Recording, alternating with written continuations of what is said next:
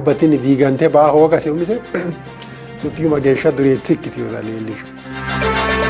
Sidaamu walaphote millimillono taalo sharranta keeshitootatina hakko giddu politiku xagarro.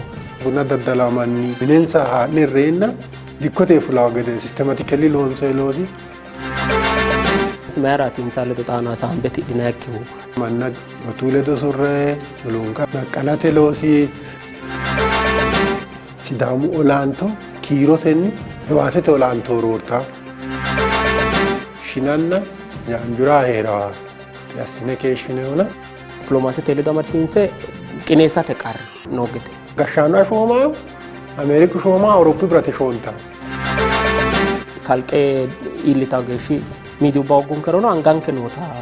Mitte akko xawwa marree olammaayete laankii propagaanda. Gobba senne gashshitaw akka ta'in sanaaf yoo lama.